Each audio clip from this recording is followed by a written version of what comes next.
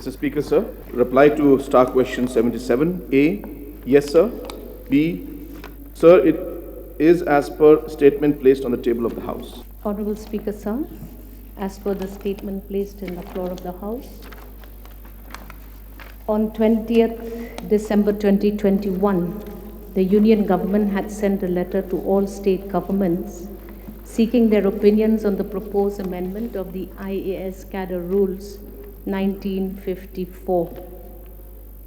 The amendments which have been proposed by Union Government seeks to change the rules for central deputation of IAS officers from different states.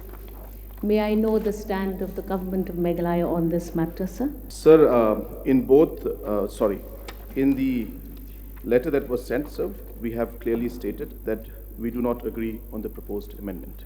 Sir, I did not hear the reply. So our reply was that we do not agree with the proposed amendments to the rules that have been mentioned by the Government of India. So I'm happy to hear that the government of Meghalaya has done the needful. Did you send any letter before the 25th of January 22 to the Government of India, Honorable CM, sir? Yes, sir. 2 letters were sent, one on the 6th of January and one on the 24th of January. So may I know from the Honorable Chief Minister the gist of that proposed amendment which the Government of India have been sent to the state government, sir? The gist of the proposed amendment. Sir, of course, it's a bit of a detailed concept, but I'll try to make it as simple as possible. So basically, the amendment was regarding the central deputation. And in the earlier cases, sir, the central deputation was, of course, done with the agreement or kind of a discussion between the two governments, I mean the state government and the central government. But the amendment was in 2 phases where first they wanted a timeline to be put in where if the state government does not apply, that in the case of any disagreement, the matter shall be decided by the central government and the state government concerned shall give effect to a decision of the central government within a specified time. So earlier there was no specified time. They wanted to, number one, insert the concept of, or this amendment of a specified time. Second, sir, they wanted to also insert in a second phase where they had put in further amendments. There they wanted to add the line that whenever the state government concerned does not give effect to the decision of the central government within a specific time, the officer shall stand relieved from the cadre from the date as may be specified by the central government. So that it will be deemed as relieved. So if in case the state government did not give its consent. That's the gist. So it's about deputation to central government. So, Yes, Professor. may I know from Honorable Chief Minister whether the state is having sufficient IAS officer in the state, sir? So in a plain, simple answer, the answer would be no. We do not have sufficient officers. So may I know from Honorable Chief Minister at present how many IAS officer we have in the state, sir? So the total cadre strength is 77. And as of now, sir, the direct recruits we have 23 and promoted 18. So as of now, the total officers in the state is 41. Honorable Speaker, sir, may I know from the Honorable Chief Minister how many such cadres are now on central deputation and how is it affecting the state? So currently there are 5 officers on central deputation.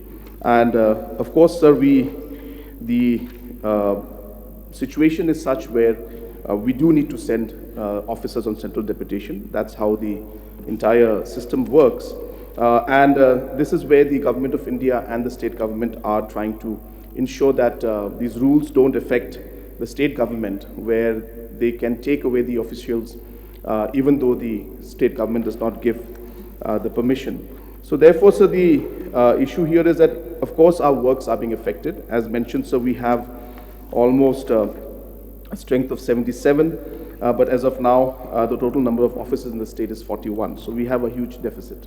So may I know from Honorable Chief Minister after he was taking over as a chief minister, how many MSS officers have been promoted as IAS officers, sir?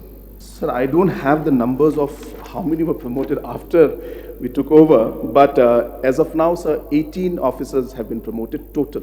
So total IAS in the IAS cadre, there are 18 officers who are promoted. I would not have the exact number of which year they were, but total is 18, sir, as of now. Last question, sir. Yeah.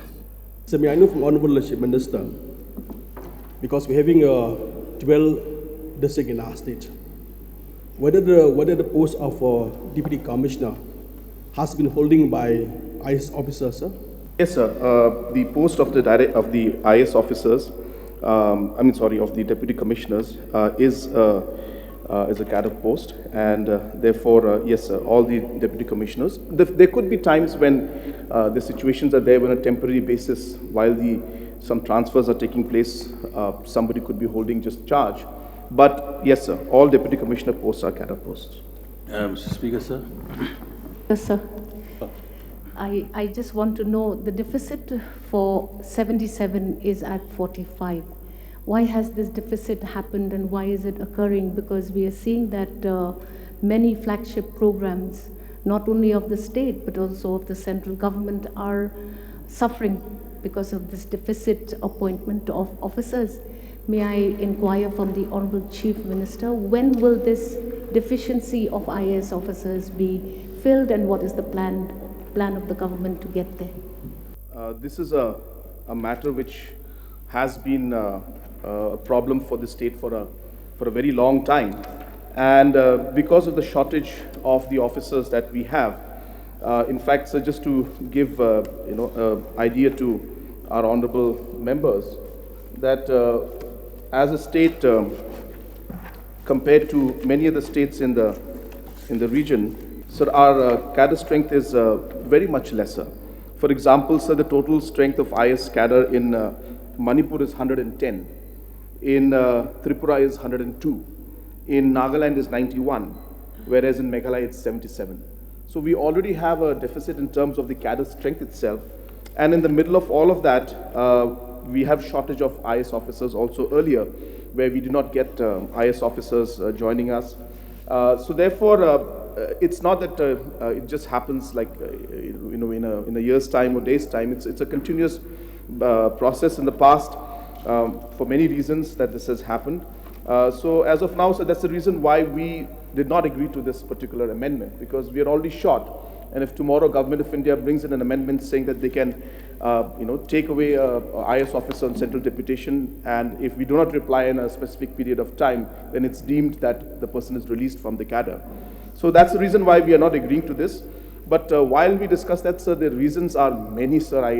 It's difficult for me to really give out all of it. But so many factors, like in the past, as I said, we do not get the officers that we were supposed to get in terms of the joint cadre that was there. So all these issues are there, sir, and in the past, many did not come into Meghalaya state. So we had faced a shortage from day one, sir, and it still continues even today. And is it affecting our work? So yeah, it is affecting our work. But we have tried our best in the last few years to ensure that as many of the officers who were outside, as soon as they finish their period, we're trying to bring them back. We're also trying to ensure that minimum officers go back on deputation to a different state and or a different to central government. So therefore, sir, the efforts are on. But yes, sir, it's a big challenge. But the crux of the matter is, coming back to the question, that because of all these problems we faced, we did not agree to this particular amendment in the rules, sir. Sir, may I inquire from the Honorable Chief Minister, sir, whether the state of Meghalaya will now propose its own cadre for IAS officers, because this joint cadre seems to be affecting us, sir. Yes, sir. So in the year 2019, on the 22nd of February, I had written a letter to the Honorable Prime Minister urging him to consider a separate cadre for Meghalaya. This is in 2019. And after the Northeastern Areas Reorganization Amendment Act of 2012 divided the Manipur Tripura cadre. So we have been really pushing for this from then. And we are still pursuing this matter. And this is something that, as you said correctly, that it is something that's important. If this happens, then we would see that we'd be able to get more cadre strength than we have right now. So may I know from the Honorable Chief Minister, since there's such a shortage of IAS officers, and if there is a provision in the rules that allows the officers from different departments be promoted to the Meghalaya Civil Service cadre or the IAS cadre? You mean Meghalaya service? Now, the officers in the government who are not from the civil services, whether it's Meghalaya or Meghalaya Civil Service or Indian Administrative Service. So does rules permit the government to promote them or nominate them as officers in the Meghalaya Civil Service or the Administrative Service? Does the rules allow? So the promotion, of course, is based on basic MCS officers. So there are rules are very clear, and it happens every time the vacancy arises. But as of now, so there is no nothing to stop us from using their services in other departments. So even today, as we speak, there are officers from different services, whether state or the central government, are heading or are working in separate departments and serving the state. And that's also, to a large extent, we're able to also make up for the gaps that are there.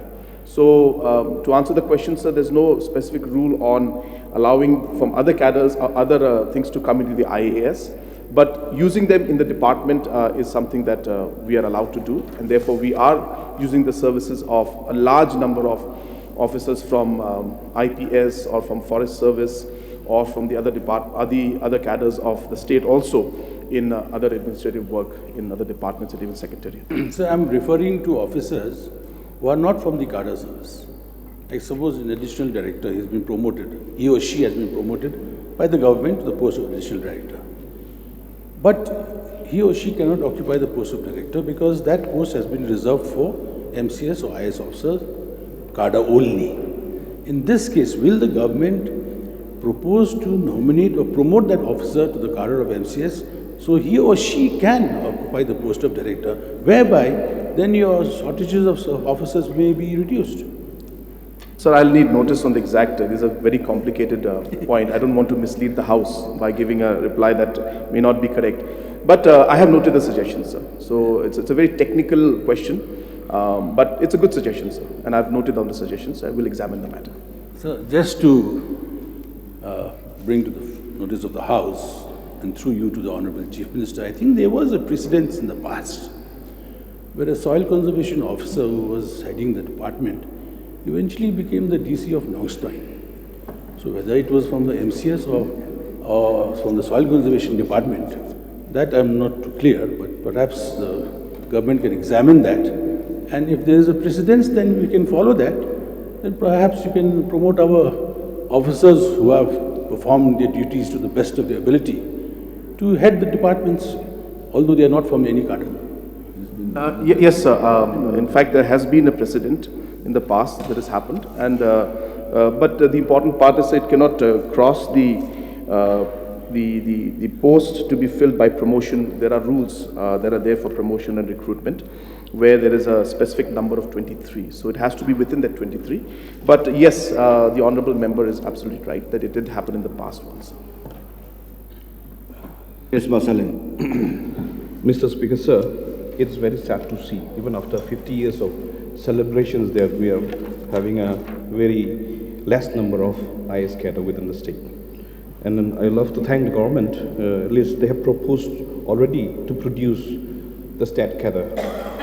Whether the government is contemplating any strategy in the future to give a better facilities, those IAS aspirants within the state, any kind of a strategy or planning, because right now we don't have a good coaching institutions within the state. Whatever we are having right now, it's just any Tom, Dick and Harry and then coming and then trying to entertain. Whether from the government side, any proposal or strategy is being contemplated or any kind of a plan is there. Because till date we have only one Garo IAS officer Though we are asking for the ILP every now and then, we are still under the, non-tribal people who are ruling the state, like DCs, non-tribal SPs, non-tribal everyone. So I would like to urge the government at least try to produce our own people by giving strategizing in a way that our people will be IAS cadre tomorrow.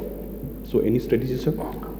Yes, sir. The point mentioned by the honorable member is absolutely right. And that's why, sir, the government of Meghalaya in 2019, we had started one coaching under the ALS Institute. I don't have the full form right now, but there was a coaching institute where we had this satellite-based online, the center was in one location, but then the people who were teaching it were from outside. We had started that, sir, and it continued for 2 years, and we are definitely working on extending that in the future also. At the same time, sir, MATI also is conducting civil service coaching. So there is a continuous effort that is on. But yes, the honorable member is correct that we need to push this even more so that more of our young boys and girls from the state of Meghalaya can come into the civil service.